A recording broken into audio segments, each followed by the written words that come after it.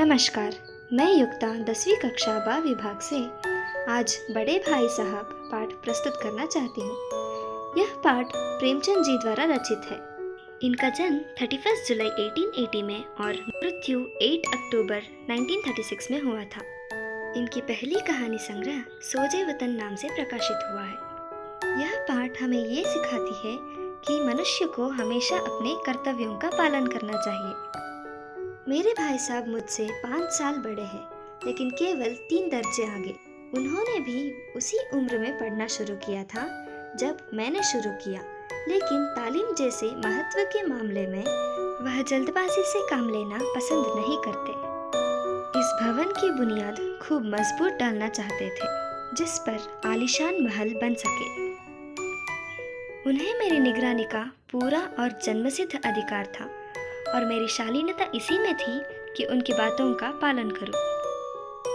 वह स्वभाव से बड़े अध्ययनशील थे, हर वक्त किताब खोले बैठे रहते और कभी कभी दिमाग को आराम देने के लिए कभी कॉपी पर और कभी किताब के हाशियों पर चिड़ियों, कुत्तों और बिल्लियों की तस्वीर बनाया करते थे। कभी कभी एक ही नाम या शब्द या वाक्य 10-20 बार लिख डालते। कभी एक शेर को बार बार सुंदर अक्षरों में नकल करते। कभी ऐसी शब्द रचना करते जिसमें ना कोई अर्थ होता और ना कोई सामंजस्य। मेरा मन पढ़ने में बिल्कुल न लगता। 1 घंटा भी किताब पकड़कर बैठना पहाड़ था। मौका मिलते ही हॉस्टल से निकलकर मैदान में आ जाता। कभी कंकड़ियाँ उछालता और कभी कागज की तितलियाँ उड़ाता। और अगर कोई साथी मिल गया तो पूछना ही क्या, कभी 4 दीवार पर चढ़कर नीचे कूद रहे हैं, कभी फाटक पर सवार उसे आगे पीछे चलाते हुए मोटर कार का आनंद उठाते। लेकिन कमरे में आते ही भाई साहब का वह रुद्र रूप देखकर प्राण सूख जाते। उनका पहला सवाल यह होता, कहाँ थे? हमेशा एक ही सवाल इसी ध्वनि में हमेशा पूछा जाता था और इसका जवाब मेरे पास केवल मौन था। न जाने मेरे मुंह से यह क्यों नहीं निकल रही थी कि जरा बाहर खेल रहा था।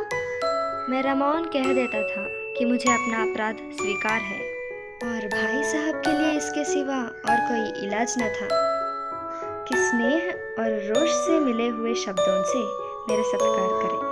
मैं उनकी डांट सुनकर आंसू बहाने लगता। जवाब ही क्या था, अपराध तो मैंने किया था, डांट कौन सा है? भाई साहब उपदेश की कला में निपुण थे। मुझे तो चक्कर आ जाता। लेकिन घंटे 2 घंटे के बाद निराशा के बादल फट जाते और मैं इरादा करता कि आगे से खूब जी लगाकर पढ़ूंगा। झटपट एक टाइम टेबल में खेल कूद का कार्यक्रम बिल्कुल न रहता। प्रातः काल उठना, 6 बजे मुंह हाथ धो नाश्ता कर पढ़ने बैठ जाना। 6 से 8 तक अंग्रेजी, 8 से 9 तक गणित, 9 से 9:30 तक इतिहास, फिर भोजन और स्कूल। 3 बजे स्कूल से वापस लौटकर आधा घंटा आराम। 4 से 5 तक ग्रामर, 5 से 6 तक भूगोल, आधा घंटा हॉस्टल के सामने ही टहलना। 6:30 से 7 तक अंग्रेजी कॉम्पोजिशन, फिर भोजन करके 8 से 9 तक अनुवाद, 9 से 10 तक हिंदी, 10 से 11 तक विविध विषय, फिर विश्राम। मगर टाइम टेबल बना लेना एक बात है, उस पर अमल करना दूसरी बात। पहले ही दिन उसकी अवहेलना शुरू हो जाती है।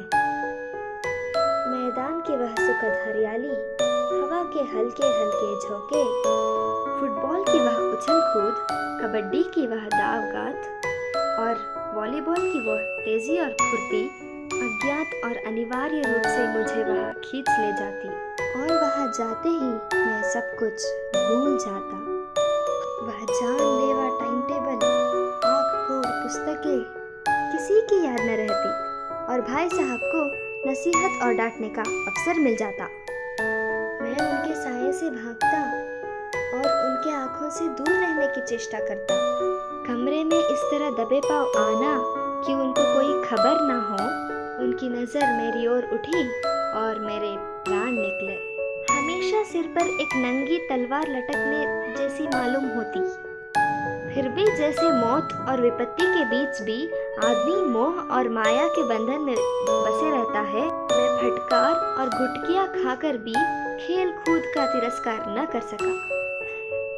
वार्षिक परीक्षा हुई, भाई साहब फेल हो गए, मैं पास हुआ और दर्जे में प्रथम आया। मेरे और भाई साहब के बीच में केवल 2 दर्जे का अंतर आया। जी में आया कि भाई साहब को आड़े हाथों लूं। आपकी वह घोर तपस्या कहाँ गई? मुझे देखिए, मैं खेलता भी रहा और दर्जे में अव्वल भी हूँ। लेकिन वह इतने उदास थे कि उन्हें देखकर मुझे दिल ही हमदर्दी हुई और उनके घाव पर नमक छिड़कने का विचार ही लज्जास्पद जान पड़ा। हाँ, अब मुझे खुद पर अभिमान हुआ और आत्मसम्मान भी बढ़ा। भाई साहब का वह रोब मुझ पर न रहा। आजादी से खेल कूद में शरीक होने लगा। दिल मजबूत था। अगर फिर से शर्मिंदा किया तो साफ कह दूंगा, आपने अपना खून जलाकर कौन सा तीर मार लिया? मैं तो खेलते कूदते दर्जे में अव्वल आ गया। भाई साहब ने इसे भांप लिया। उनकी सहज बुद्धि बहुत तीव्र थी।